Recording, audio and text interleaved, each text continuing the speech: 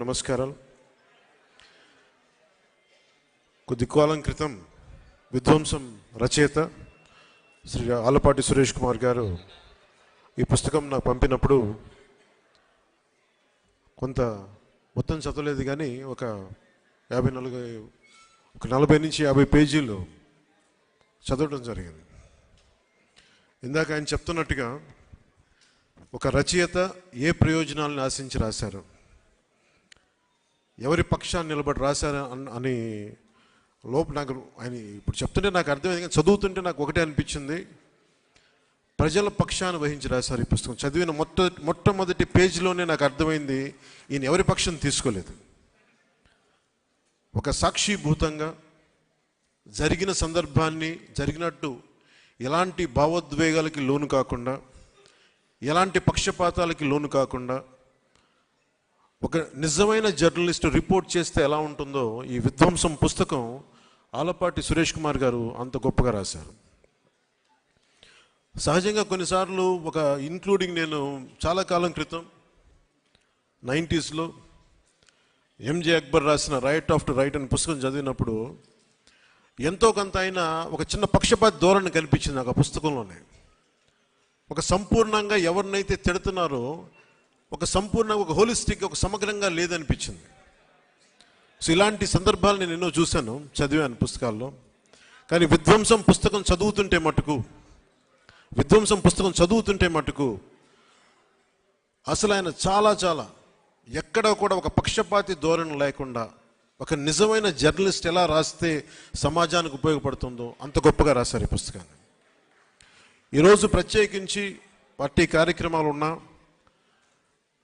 చాలా ఊర్లకి వెళ్ళాలనుకుని ప్రత్యేకమైన ఎక్కడికి వెళ్ళినా కానీ తిరిగి ఈరోజు ఈవినింగ్ 15వ తారీఖుకి తిరిగి రావాలని నిర్ణయం చేసుకొని చాలా బిజీ స్కెడ్యూల్ కూడా ఎందుకు వచ్చానంటే, నాకు ఆలపాటి సురేష్ కుమార్ గారి జర్నలిజం ఆయన మీద ఆయనకున్న కమిట్మెంట్, ఆయనకున్న గౌరవం నన్ను ఈ రోజున సభకు వచ్చేలా చేస్తుంది.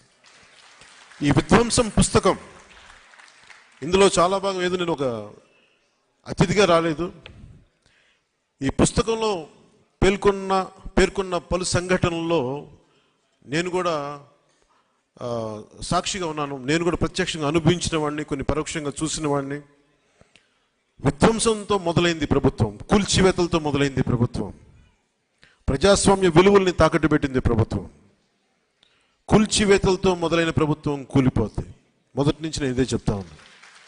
వైసీపీ వ్యతిరేక ఓటుని చీలనివ్వను అన్న ఒక్క వాక్యానికి, ఎందుకు ఆ మాట అన్నాను అనడానికి ఈ పుస్తకమే నిదర్శనం.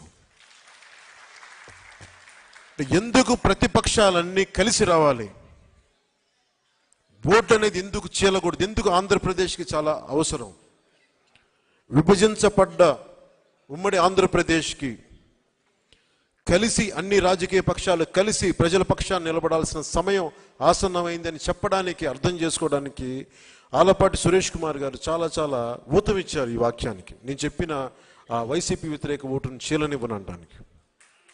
ఇది మనస్ఫూర్తిగా సురేష్ కుమార్ గారికి చాలా అత్యంత అద్భుతంగా మీరు ఈ పుస్తకాన్ని మీ జర్నలిస్టిక్ విలువలతోటి దీన్ని రచన చేసినందుకు మనస్ఫూర్తిగా మీకు హృదయపూర్వక ధన్యవాదాలు తెలుపుకుంటా ఉన్నాం. ఎవరన్నా సరే, నాకు చాలా బాధ కలిగింది.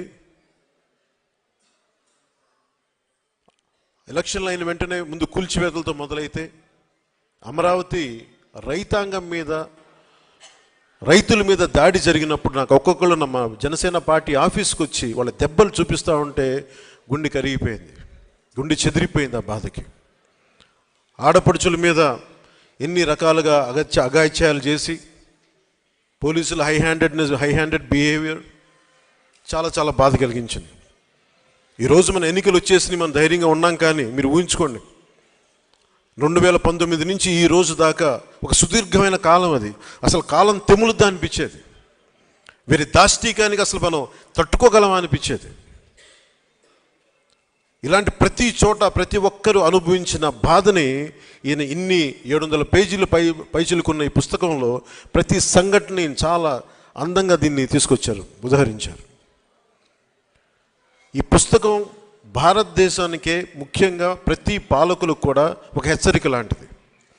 భవిష్యత్తులో మనం ఎలా ఉండకూడదని చెప్పడమే ఈ పుస్తకం తెలియజేస్తూ ఉంది. ఒక నిజమైన జర్నలిస్ట్ ప్రజాక్షేమాన్ని, ప్రజాస్వామ్యాన్ని ఆకాంక్షించే జర్నలిస్ట్.